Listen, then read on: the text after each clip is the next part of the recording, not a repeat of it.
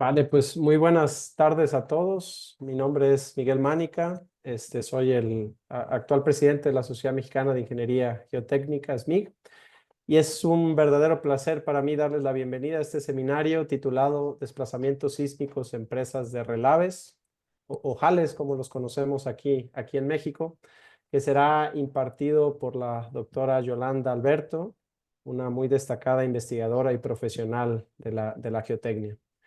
Como muchos de ustedes saben, las presas de residuos mineros han cobrado gran relevancia en el ámbito de la geotecnia, pero desafortunadamente, debido a la alta tasa de fallos que presentan estas estructuras, las cuales han causado lamentablemente la pérdida de muchas vidas. Por lo tanto, es evidente que aún tenemos mucho por mejorar en el diseño, evaluación y gestión de estas estructuras, y sin duda este tipo de ponencias son fundamentales para contribuir en este objetivo. Sin más por mi parte, le cedo la palabra al maestro Francisco Flores, vicepresidente de la SMIC, quien hará una breve introducción de nuestra ponente y moderará la sesión de preguntas y respuestas posterior a la presentación. Francisco, muchísimas gracias. Muchas gracias, Miguel. Bueno, voy a ser bastante breve. Voy a leer un poco la semblanza de la doctora Yolanda Alberto. Yolanda Alberto es ingeniera civil con doctorado en ingeniería sísmica, especialista en geotecnia. Ha trabajado en proyectos de ingeniería para presas de relaves en Norteamérica y Latinoamérica, acumulando análisis geotécnicos sobre la evaluación de amenaza y riesgo sísmico. Actualmente lidera iniciativas técnicas en BGC Engineering, donde combina consultoría e investigación aplicada para análisis de evacuación, modelamiento de deformaciones y estabilidad sísmica y desarrollo de estrategias de mitigación para infraestructura crítica. Voy a ser muy breve. De verdad, estoy realmente muy contento que tengamos en esta ocasión a la doctora Yolanda Alberto. Particularmente tengo muchos años de conocer a la doctora Yolanda. Básicamente fuimos compañeros de la licenciatura, entonces tenemos bastantes amigos que nosotros. Estoy muy contento. Previo a que inicie la doctora, me gustaría comentarle a los participantes, tenemos ahí los foros de preguntas y respuestas y el chat. Si ustedes durante la presentación tienen alguna inquietud, la pueden dejar ahí. Nosotros, en la medida de lo posible, las expondremos al final de la charla, y si no, pues les daremos ahí estos comentarios a la doctora para que se nos pueda apoyar posteriormente. Pues sin mayor tema, le voy a ceder la palabra al doctor para no quitarle el tiempo. Adelante, doctor. Muchas gracias por la presentación. Am, de verdad que estoy bastante contenta por la invitación. Es la primera vez que tengo la oportunidad de presentar para el SMIC, y les agradezco mucho el foro que me dan. Avísenme si se ve bien la presentación. Muy bien, entonces voy a comenzar. El día de hoy me gustaría hablarles de desplazamientos sísmicos de empresas de relaves. Es un tema bastante amplio, con varias cosas que hay que entender, que hay que revisar. Entonces, nos vamos a concentrar en una parte quizá muy pequeñita. Quiero tocar varios puntos que siento que son bastante relevantes, y más que nada quiero abrir el cuarto, digamos, para que podamos conversar sobre esto. Yo sé que es un tema que es muy grande para platicarse en solamente 45 minutos, pero yo creo que a partir de esto podemos seguir en contacto, podemos comenzar a escribirnos, a hablar, y seguir desarrollando estos temas, porque es algo que está tomando bastante relevancia para nosotros. Pues los contenidos de hoy, primero voy a hablar, por supuesto, de la importancia de estos desplazamientos, empresas de relaves. Luego voy a hablar de casos históricos, el proceso de análisis típico que se podría seguir para cuando queremos revisar estos desplazamientos, cuáles son los aspectos críticos que podemos considerar, y algunas reflexiones finales. Entonces, cuando hablamos de relaves, estamos hablando de una infraestructura crítica para el país, en la que dependemos para obtener recursos Entonces, nosotros tenemos que concentrarnos en tener una infraestructura que pueda ser resiliente, es decir, que pueda ser sometida a diferentes niveles por ejemplo, carga sísmica, pero también a otro tipo de amenazas y que pueda seguir funcionando manteniendo su nivel de desempeño anterior al impacto de esa amenaza. La idea, por supuesto, es que debemos concentrarnos en la seguridad. Queremos evaluar los desplazamientos que ocurren porque queremos proteger las vidas de las personas que trabajan y que viven en la zona, el medio ambiente, por supuesto, y los activos mineros. En segundo lugar, pensamos en la integridad de la presa. Vamos a ver que hay algunos desplazamientos sísmicos que van a comprometer la integridad de las presas. Quizá no van a causar pérdida de vidas o impacto en el medio ambiente, pero sí van a afectar el desempeño del funcionamiento del sistema de relaves. Entonces, es importante que también podamos revisar la integridad. Y también vamos a pensar en el diseño. Dependiendo de este comportamiento sísmico que nosotros esperemos en la presa de relaves, queremos poder reducir la incertidumbre, evitar fallas y evitar disminuciones en el desempeño y queremos optimizar también el diseño. Entonces, ¿cuáles son los objetivos que me gustaría tener hoy? Primero, tratar de definir un procedimiento general para estimar desplazamientos. ¿Cuáles serían los pasos que nosotros queremos seguir para poder hacer una evaluación, definir qué medidas de mitigación podemos tomar y, por supuesto, tener una interpretación de cuál es el riesgo que esperamos en cierta presa y bajo diferentes escenarios? También vamos a ver cuáles son los métodos simplificados, cómo se relacionan con los métodos numéricos, cuáles son los factores más importantes que debemos considerar y cómo podemos emplear estas herramientas. Y por último, me gustaría que habláramos del enfoque por desempeño.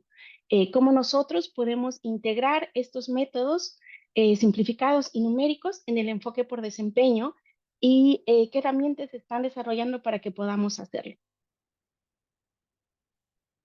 También recordarles, antes de que comience ya con la charla, que si tienen cualquier pregunta, por favor, no duden en anotarla, en dejarla allí y las vamos a ir tomando al final de la plática. Vamos a hablar un poco primero de casos históricos. Y para eso me gustaría comenzar con Chile. Chile es uno de los lugares en donde existe una gran cantidad de infraestructura de relaves.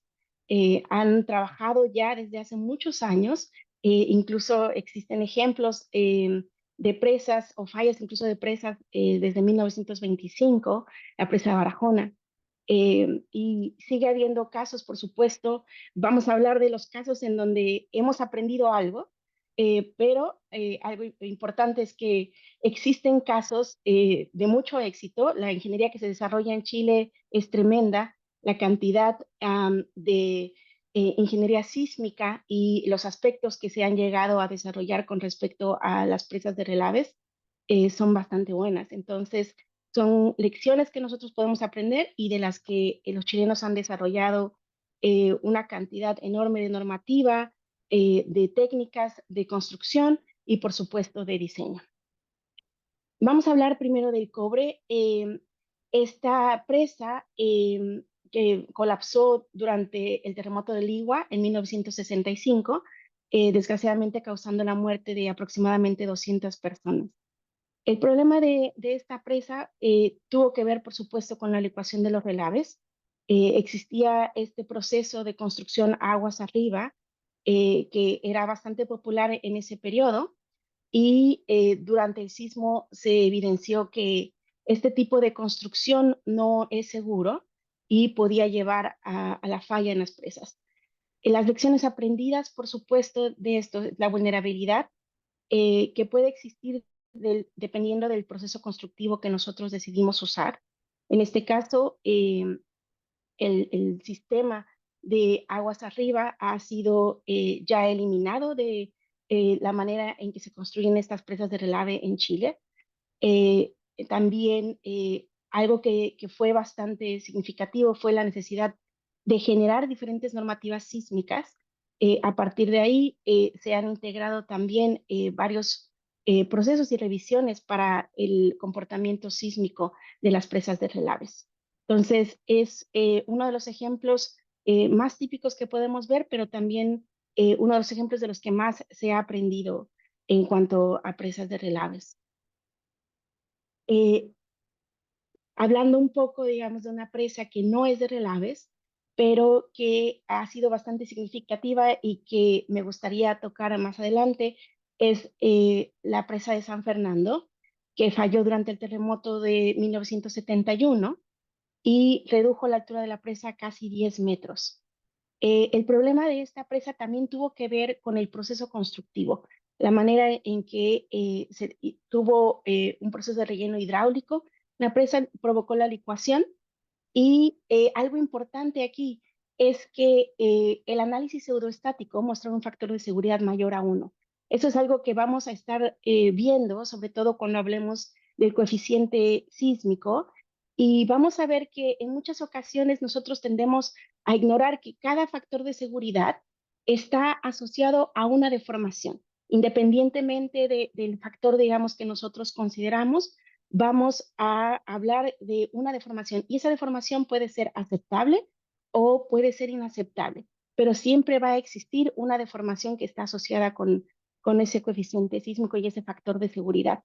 Entonces, para mí esta es una presa bastante relevante porque, por supuesto, abrió también la discusión a la licuación y al fenómeno que se debería revisar en presas y a la normativa y los requerimientos que deberían tener los diseños sísmicos en presas. Otro ejemplo un poco más reciente y también en Chile es el de la presa Las Palmas. Esta presa también se construyó hace bastantes años. Es una presa que también seguía este proceso de construcción aguas arriba.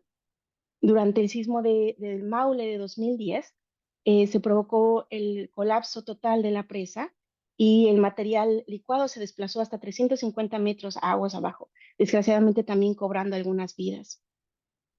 En este tipo de presas, lo importante y lo que pudimos revisar es la importancia de caracterizar los relaves en su comportamiento dinámico, pero también la necesidad de monitoreo y mantenimiento de presas inactivas. Esta era una presa que había sido construida aguas arriba, pero que ya no estaba en operación y por lo tanto ya no existía un mantenimiento regular.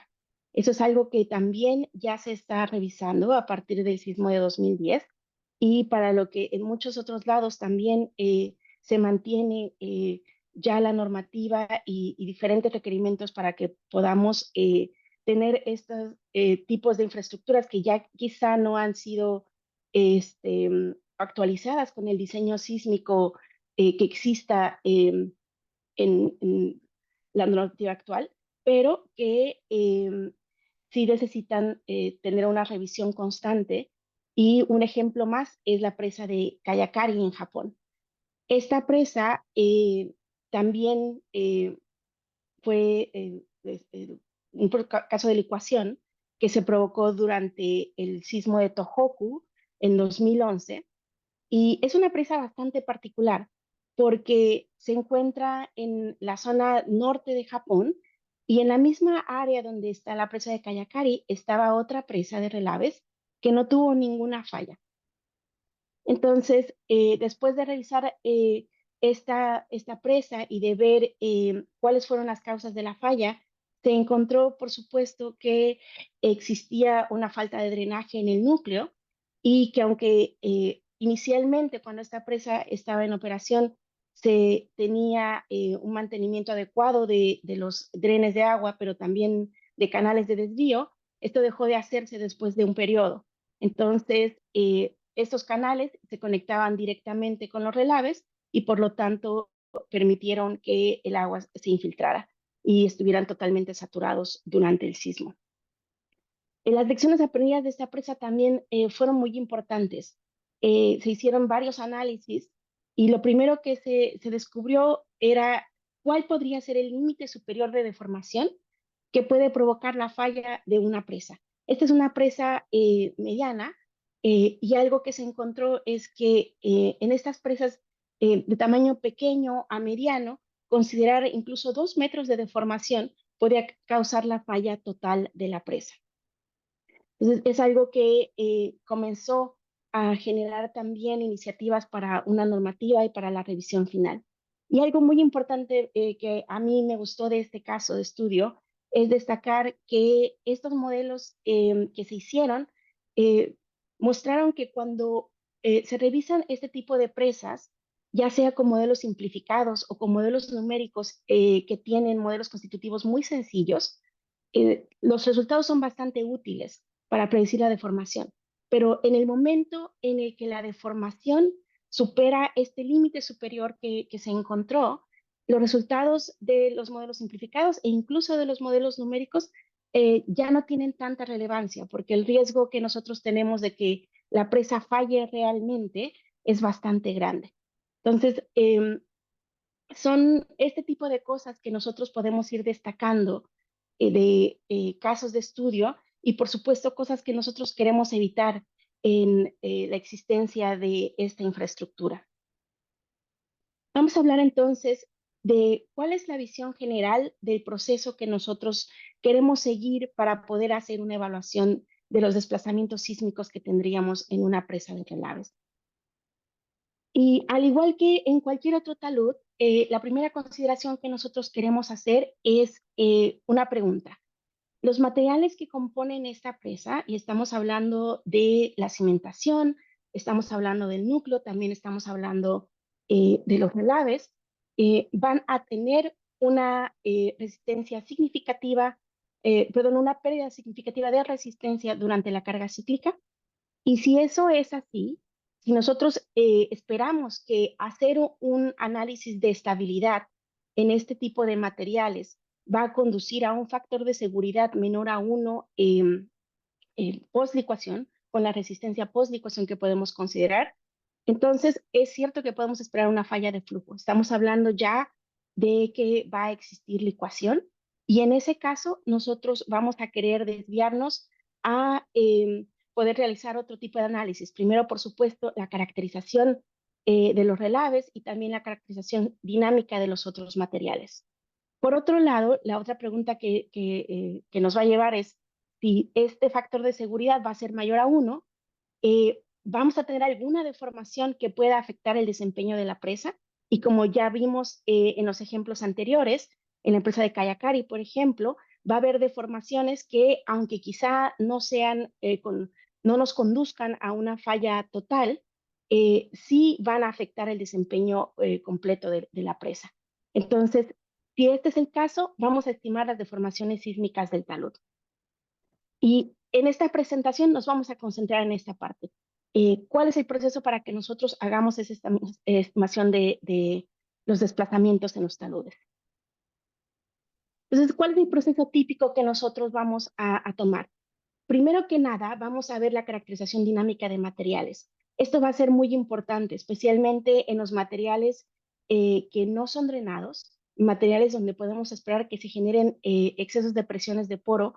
Nosotros vamos a querer caracterizar generalmente considerando la resistencia residual que vamos a tener en el material, pero va a ser muy importante que nosotros podamos revisar cuál es el comportamiento, esfuerzo de formación que vamos a tener en cada uno de los materiales y a partir de eso definir cuál es la resistencia que vamos a ir asignando a cada uno de ellos durante este proceso de evaluación.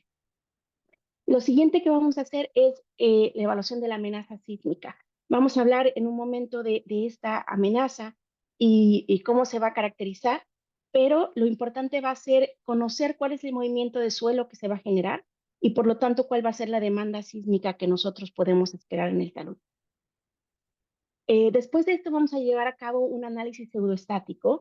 Esto, por supuesto, puede ser de manera manual. Podemos utilizar también un software que nos permita revisar esto, ya sea a través, por ejemplo, del equilibrio límite o con modelos de reducción de la fricción y de la cohesión. Podemos ver con diferentes modelos numéricos cuál es la estabilidad que nosotros vamos a tener y cuál es el factor de seguridad que podemos alcanzar. Y lo más importante de este análisis pseudoestático para nuestra evaluación de desplazamientos va a ser cuál es el coeficiente sísmico que esperamos. A partir de esto, y por eso es que tengo una flechita ahí punteada, vamos a decidir si es necesario llevar a cabo una modelación numérica.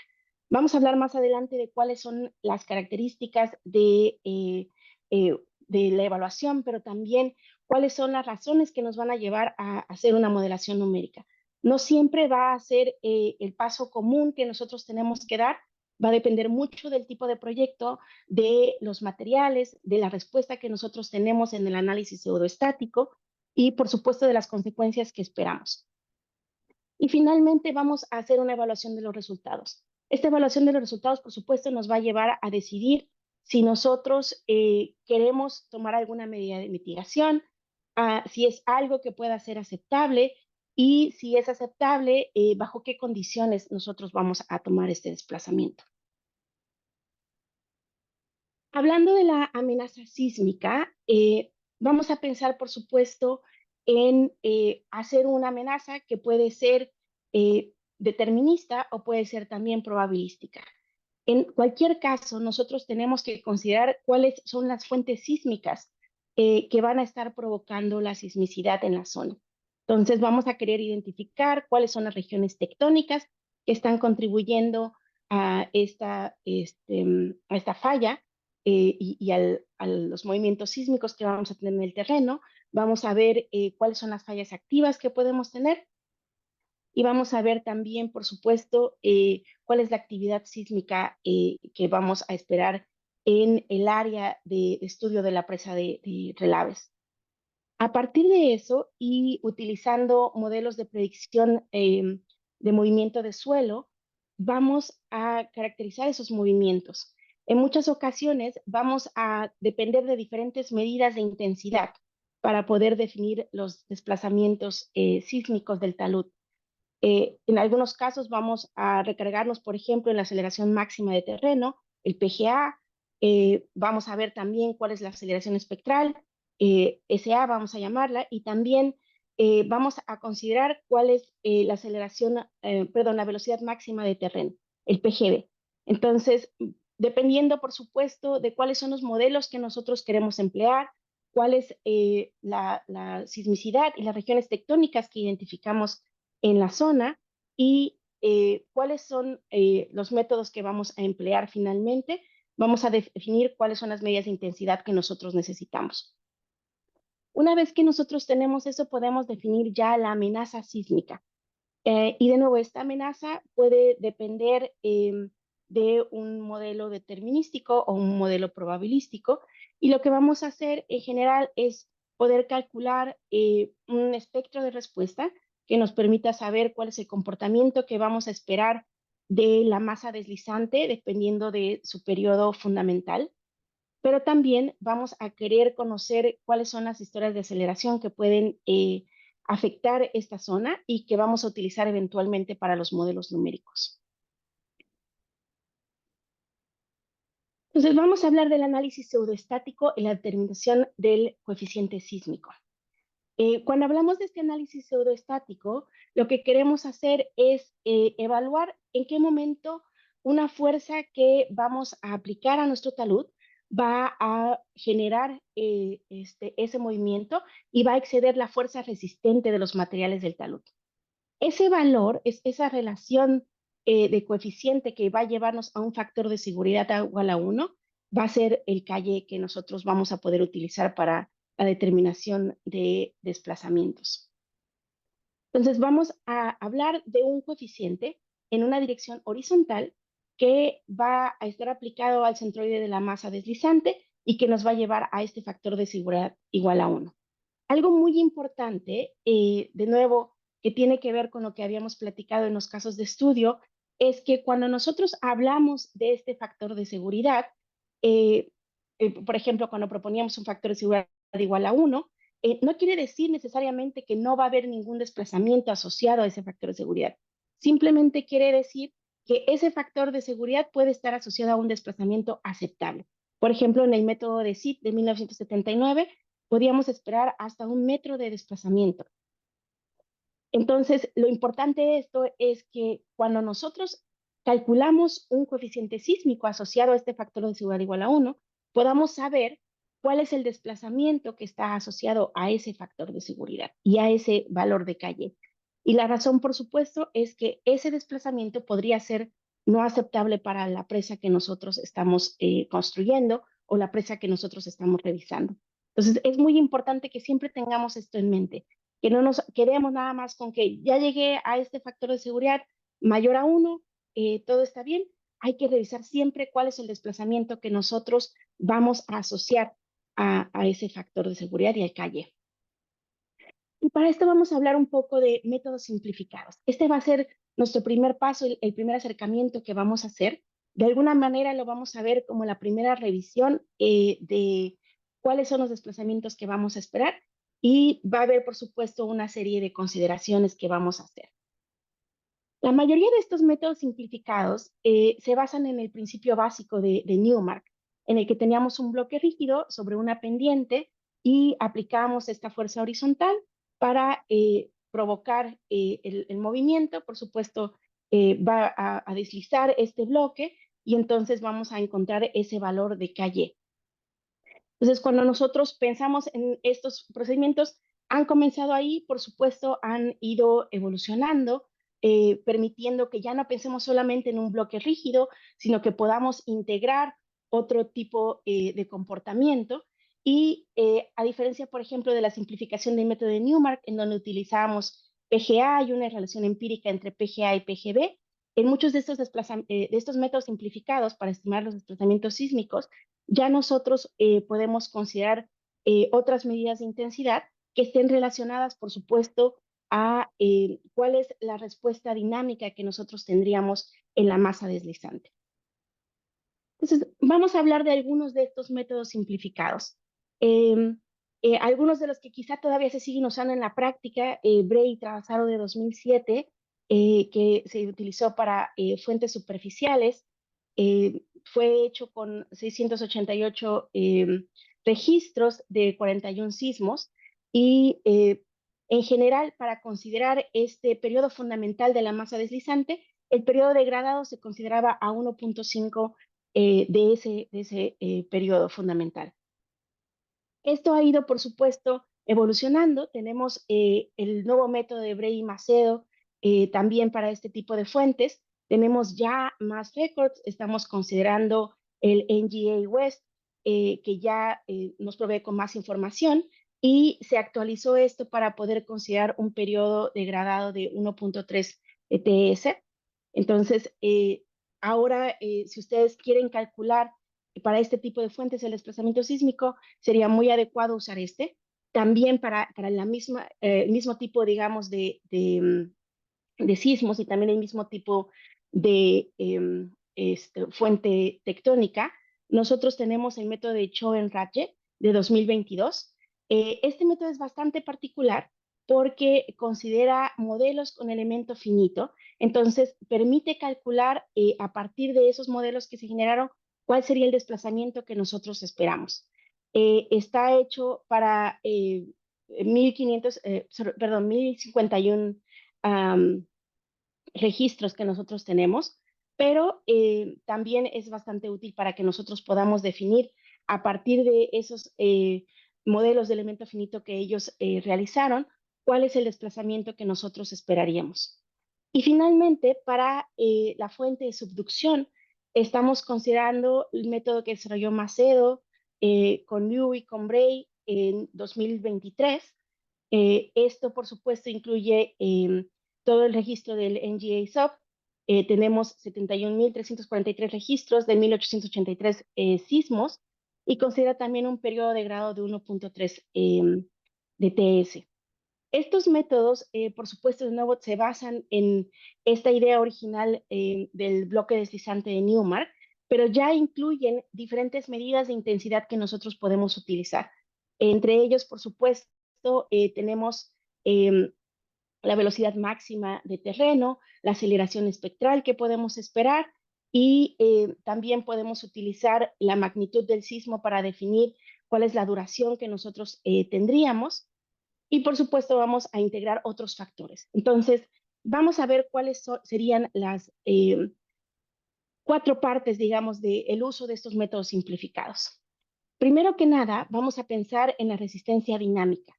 Esta resistencia dinámica va a tener que ver con los materiales que nosotros tenemos y la geometría de nuestra presa de relaves. Cómo nosotros vamos a considerar que se van a comportar estos materiales una vez que exista una carga cíclica y que se genera un exceso de presión de poro. ¿Cuál es el comportamiento no drenado? Para esto, por supuesto, es importante que nosotros podamos caracterizar los materiales ya sea en el laboratorio, a través también de pruebas en campo como CPT, y que nosotros podamos también medir cuáles son las presiones que se generan. La instrumentación que nosotros podemos tener en esas presas de relave es muy importante para que nosotros conozcamos en cualquier momento cualquier tipo de deflexión que ocurre en el terreno, cualquier generación de presión de poro que tengamos y por supuesto que tengamos esa caracterización total de las condiciones de presión de poro que nosotros vamos a esperar durante todo el proceso en nuestra presa de relaves y también cuáles son las características de los materiales, los drenados y los no drenados, cómo se van a comportar durante un sismo. Esto es lo que nosotros vamos a integrar en este análisis pseudoestático. De nuevo, esto lo podemos hacer a través de un software, por ejemplo, como la imagen que se muestra aquí, y nosotros podemos calcular cuál es ese coeficiente sísmico que nos va a llevar al factor de seguridad igual a 1. Este valor de Caillé, que va a depender, por supuesto, de la geometría de los materiales y de la presión de poro, va a ser nuestra resistencia dinámica. El segundo elemento son estos movimientos de terreno. ¿Cuáles son los movimientos que nosotros vamos a esperar? De nuevo, ya sea que nosotros queramos utilizar la aceleración espectral, la aceleración máxima de terreno, por supuesto también la velocidad máxima de terreno. Entonces, a partir de eso, nosotros vamos a definir qué es lo que podemos esperar en la zona y qué valores van a estar asociados a esta a la carga dinámica que vamos a aplicar sobre nuestra presa de relaves. Y luego, dependiendo, por supuesto, de esta carga dinámica, nosotros vamos a ver cuál es la respuesta que podemos esperar. En general, esta respuesta va a depender de la masa deslizante, cuál es el periodo que nosotros tenemos en esa masa, el periodo de vibración, y eso va a depender también de la velocidad promedio de onda cortante que nosotros tenemos en estos materiales. Entonces, a partir de eso vamos a poder caracterizar cuál es la respuesta que esperaríamos y estos valores van a ser los parámetros de entrada que vamos a querer utilizar para los desplazamientos sísmicos. En general vamos a pensar, por supuesto, en el Caillé, en el periodo fundamental, el TS, vamos a hablar de la aceleración espectral, SA, la velocidad máxima de terreno, el PGB, y la magnitud del sismo.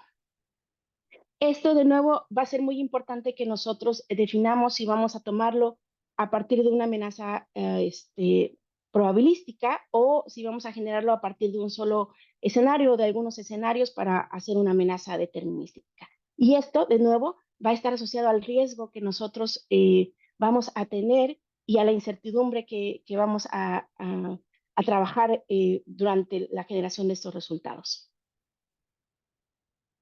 Entonces, va a ser bastante importante que nosotros podamos caracterizar la sensibilidad en el diseño sísmico.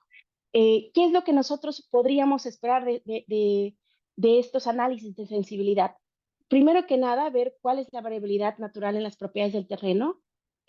Sabemos que los materiales, dependiendo de la manera en que hayan sido extraídas las muestras, van a conducir a diferentes resultados. Hay materiales, por ejemplo, suelos residuales, que van a depender muchísimo de esta perturbación que se provoca en el sampleo y también durante las pruebas de laboratorio.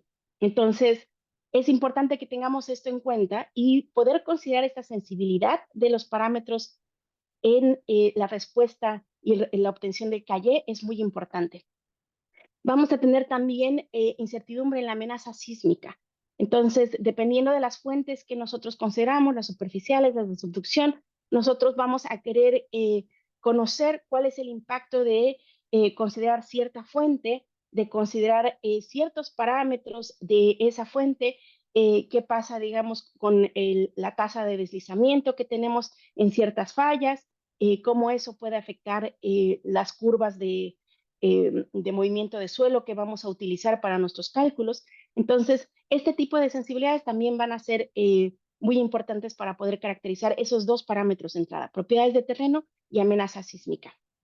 A partir de estos análisis de sensibilidad, también vamos a poder identificar qué parámetros dominan esta respuesta. Y eso nos va a ayudar a poder reforzar la caracterización geotécnica o reforzar la caracterización sísmica. Dependiendo de esos resultados, vamos a poder saber qué materiales necesitan una caracterización más detallada, qué fuentes sísmicas podrían estar controlando también ese diseño y dónde tenemos que invertir más.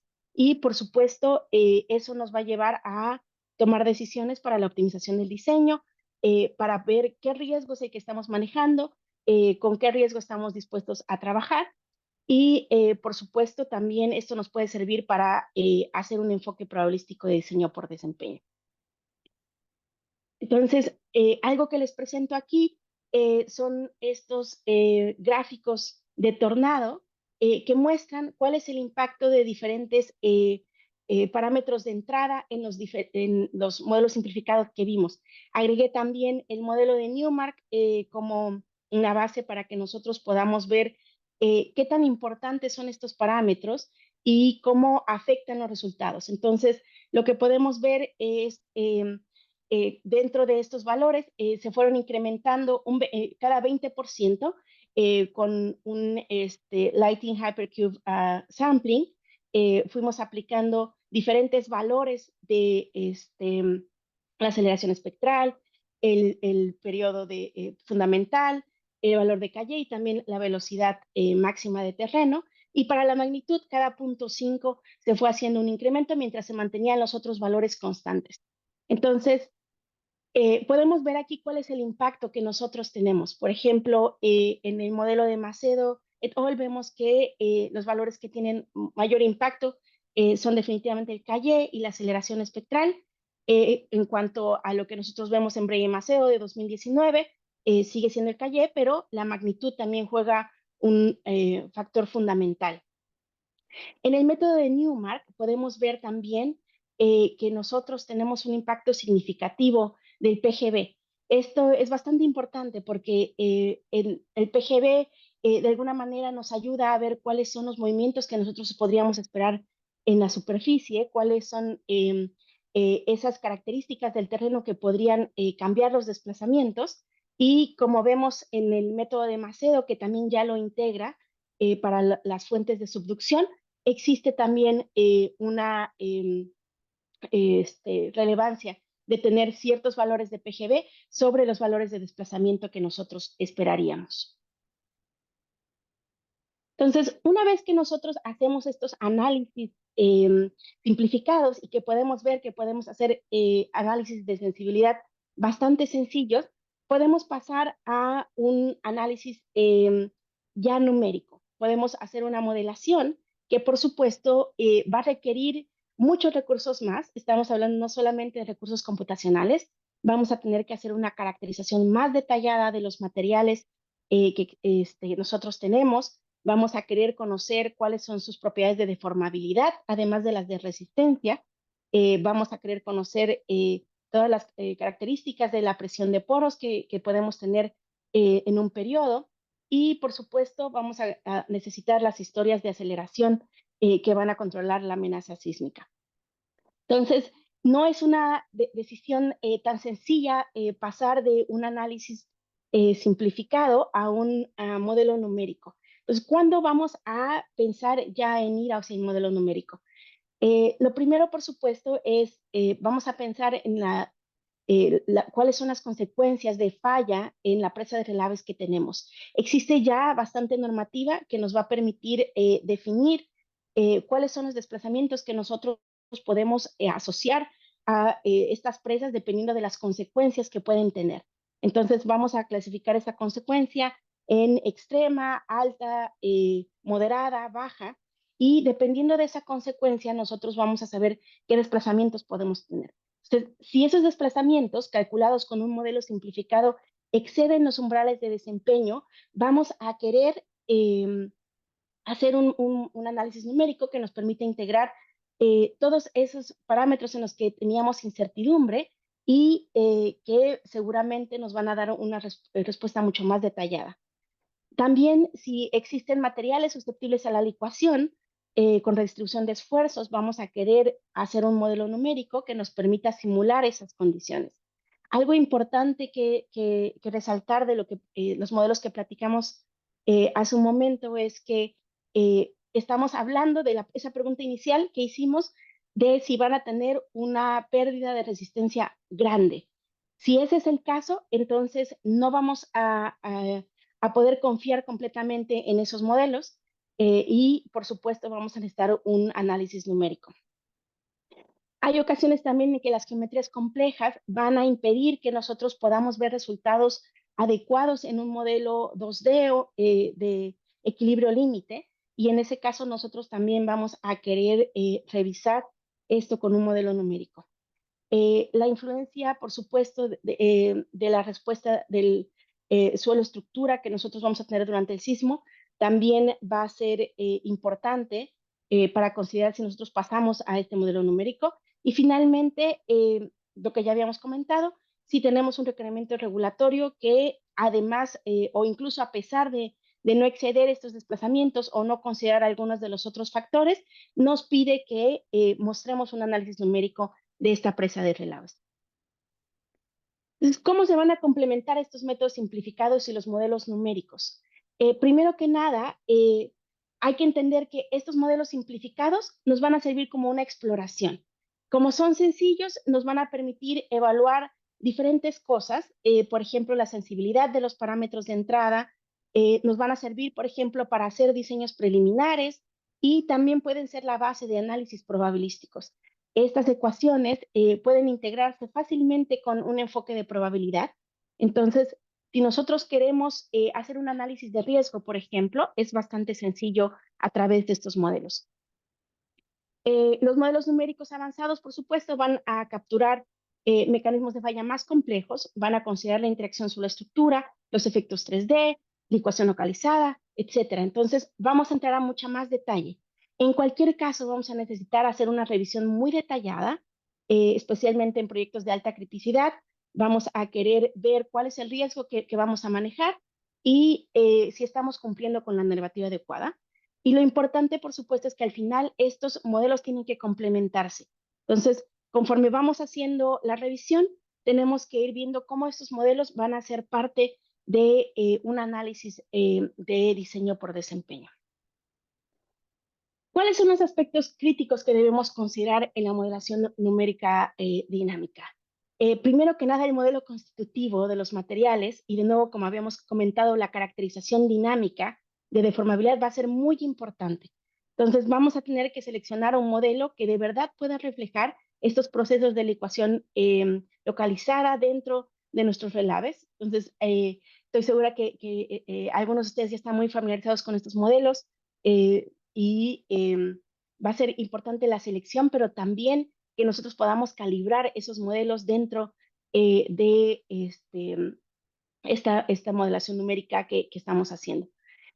La malla y los elementos van a ser un punto clave que se tiene que revisar. Van a ser bastantes iteraciones para que nosotros podamos llegar al punto en donde realmente estamos teniendo una convergencia adecuada de las deformaciones que esperamos. El amortiguamiento, por supuesto, las condiciones de frontera, la definición de registros sísmicos representativos, esta selección de las historias de aceleración va a ser uno de los procesos más importantes que podemos hacer, porque dependiendo de si nosotros partimos de un análisis probabilístico o un análisis determinístico de la amenaza, vamos a querer que estos registros de verdad representen lo que nosotros, o la carga dinámica que nosotros queremos aplicar a la presa de relaves. Y también va a ser muy importante que estos registros tengan la compatibilidad que nosotros esperamos de la medida de intensidad con los desplazamientos que nosotros tenemos. Y finalmente, hacer una validación cruzada va a ser bastante relevante en la modelación. Entonces, son todos los factores que tenemos que cuidar. Estoy segura que va a haber una oportunidad de que podamos hablar de esto en mayor detalle, pero por ahora vamos a dejarlo en esta parte. Y vamos a hablar sobre herramientas que nos van a permitir utilizar, por ejemplo, la modelación numérica o los modelos simplificados para desarrollar un marco de diseño por desempeño que sea más adecuado. Este trabajo que les presento aquí lo hicimos en 2023 en la Universidad de Chile con el profesor Rafael Ruiz, y se basa en el uso de metamodelos para poder utilizar un modelo numérico complejo. Algo que platicamos en la diapositiva anterior es que estos modelos van a requerir una gran cantidad de insumos, pero también correr el modelo en sí, tener buenos resultados, va a tomar muchísimo tiempo. Entonces, a partir de este uso de metamodelos, en este caso el Kriging, queremos generar los resultados que podríamos tener con este modelo y poder tener diferentes puntos que nos permitan extrapolar los resultados que esperaríamos, y a partir de eso poder hacer un análisis de confiabilidad. Entonces, ¿qué nos va a permitir hacer estos metamodelos? Por ejemplo, en un modelo numérico, cambiar los parámetros de resistencia que nos van a llevar a un calle diferente, cambiar, por ejemplo, la amenaza sísmica que nosotros podemos tener, y a partir de eso generar un sinfín de resultados que nos permitan conocer cuáles son los valores que nosotros esperaríamos dependiendo de la variación de estos parámetros dentro del modelo numérico. Entonces, esta es una de las herramientas que nosotros podemos emplear una vez que hemos generado ese modelo numérico para poder generar curvas de riesgo que nos van a ayudar para poder decidir si un modelo o si algunos parámetros requieren mayor caracterización o si estamos excediendo los desplazamientos requeridos. Otra forma de usar estos metamodelos es a través de estos mismos análisis, pero en la amenaza sísmica. Entonces, dependiendo, por supuesto, de la ecuación de predicción de movimiento de suelo que nosotros usemos, podemos caracterizar cuáles serían los impactos de considerar diferentes fuentes sísmicas dentro de esa ecuación, y cuáles serían los resultados que nosotros tendríamos en diferentes medidas de intensidad. Entonces, por ejemplo, aquí estamos viendo algunas curvas que se utilizaron igual para una mina, pero en este caso un túnel que iba a tener sismicidad inducida. Entonces, como la velocidad máxima de partícula que nosotros podríamos tener durante una explosión de roca podría generarse a partir de diferentes combinaciones de magnitud y distancia. Entonces, este mismo concepto nosotros podemos utilizarlo para reducir el costo computacional que lleva a realizar un modelo de amenaza probabilístico. Nosotros podemos generar esta variación, incluir diferente incertidumbre con respecto a las fuentes sísmicas que nosotros tenemos, y a partir de eso revisar la sensibilidad que tendríamos a diferentes fuentes, por ejemplo, ciertas fallas que no conocemos si son activas o si no están activas, o diferentes fuentes que pueden actuar como un sistema o como fallas individuales. Entonces, a partir de eso podemos caracterizar esta amenaza, y además también podemos integrar la correlación. Recuerden que en varios de los modelos simplificados que utilizamos, estamos pensando en utilizar diferentes medidas de intensidad, y esas medidas de intensidad van a requerir una correlación para que nosotros podamos utilizar ambas medidas dentro de la misma ecuación. Entonces, a partir de este uso de metamodelos, nosotros podemos trabajar también con esa amenaza, y son las herramientas que se están generando para que podamos integrarlas a un análisis probabilístico que nos permite estimar el riesgo de tener diferentes desplazamientos en la presa de relaves. Y nos acercamos al final. ¿Qué me gustaría que se lleven hoy? Primero que nada, lo más importante de los modelos, ya sea los numéricos o los simplificados, que caractericemos bien los materiales y la amenaza sísmica. Va a ser muy importante que nosotros podamos considerar cuáles son las respuestas dinámicas que vamos a esperar de los relaves, de los materiales de la cimentación y, por supuesto, de las diferentes fuentes sísmicas que vamos a tener en la zona. Lo segundo es que siempre hay que partir por lo más sencillo. Si ustedes pueden utilizar primero el método de Newmark, la forma más simplificada, comenzar desde ahí, empezar a avanzar en complejidad según se requiera y siempre entendiendo cuáles son las consideraciones que hacemos al tomar ciertos parámetros, al incluir ciertos escenarios o incluso utilizando modelos probabilísticos. Lo tercero, no confiar ciegamente en un solo método. Es muy importante que consideremos esta incertidumbre epistémica. Hay que tratar de revisar, darle cierto peso a diferentes métodos que nosotros vamos a usar, validar, por supuesto, los resultados, ver que están de acuerdo a lo que nosotros esperamos y hacer un cruce de las análisis. Esto es lo mismo para los modelos numéricos. Es muy importante que nosotros tengamos una idea de qué esperamos y a partir de eso podamos validarlo. La sensibilidad es una parte bien importante. Yo creo que es uno de los pasos que no deben faltar en estos análisis, porque nosotros tenemos que entender qué es lo que va a controlar el diseño, cuáles son esos parámetros de entrada que van a tener un efecto mucho mayor en nuestros resultados y que podrían llevar nuestros desplazamientos desde un punto debajo de lo aceptable hasta algo inaceptable. Y finalmente, el uso de nuevas herramientas.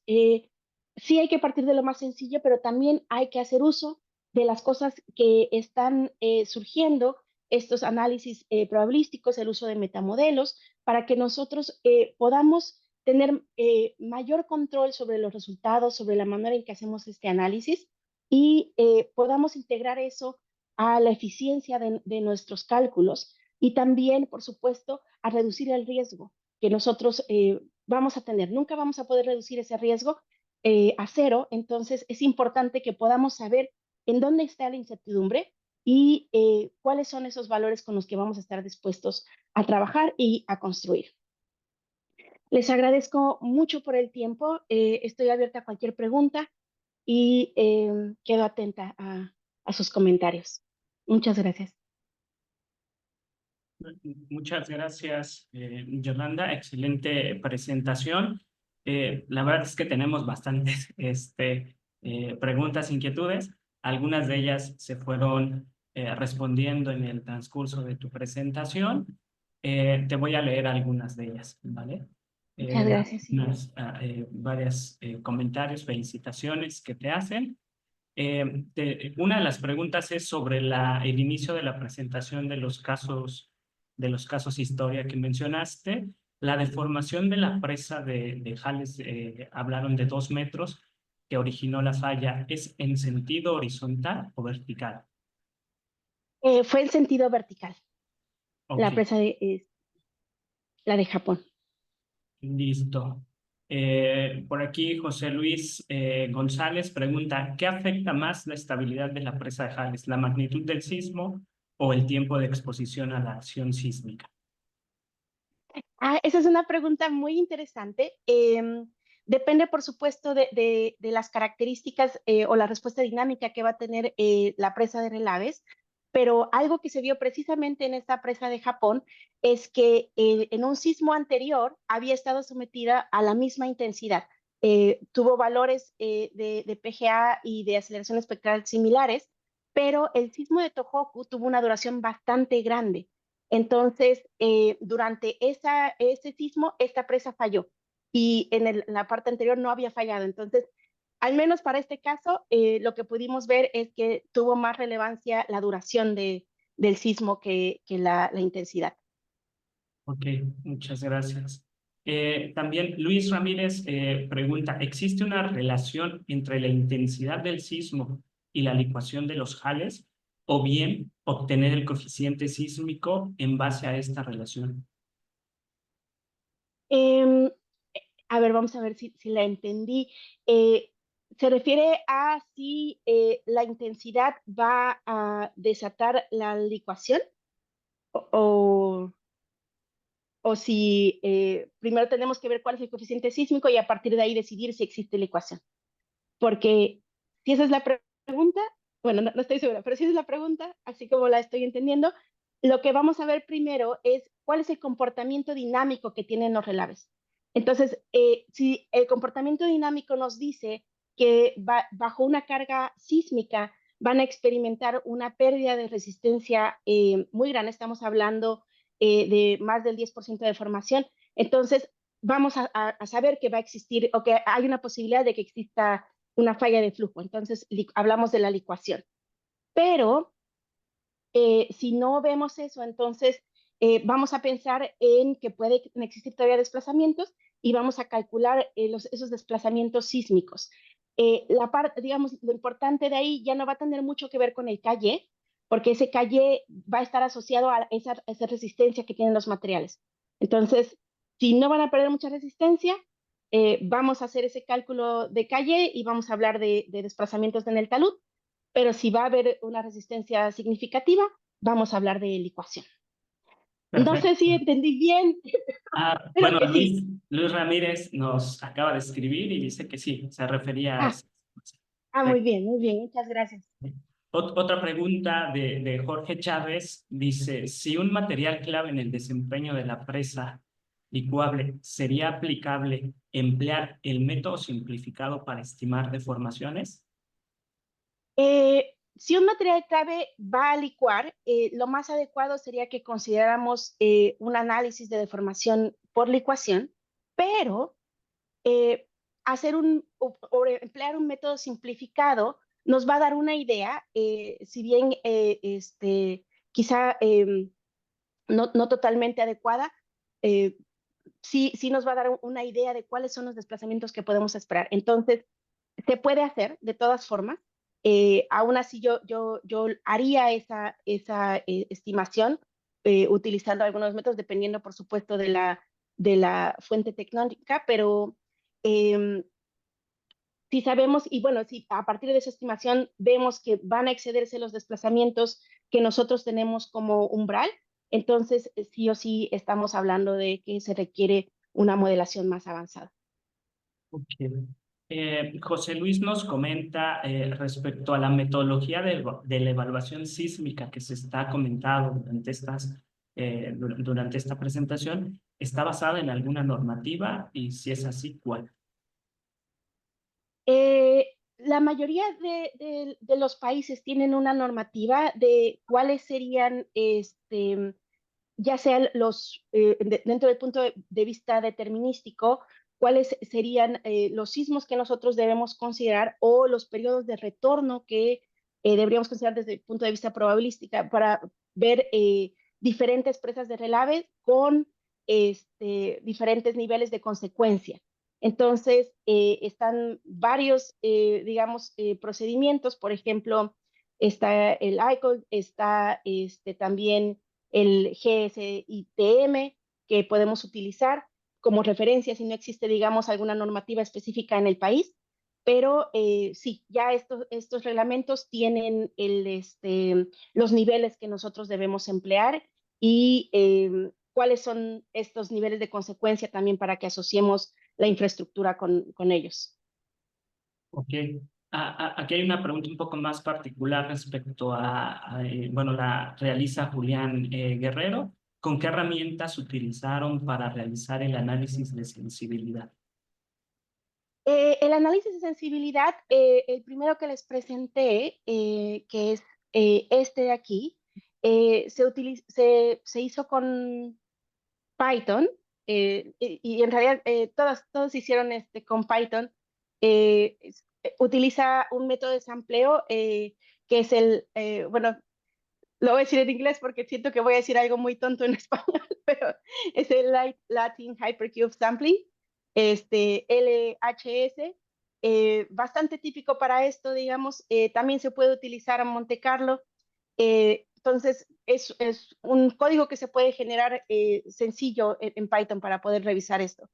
Estos también se utilizaron o se hicieron, digamos, en Python, pero estos se realizaron utilizando un metamodelo que es el Kriging, que de nuevo es solamente un proceso de sampleo para poder ir tomando puntos de soporte que nos permitan generar nuevas respuestas similares a las que nosotros generamos con un modelo numérico.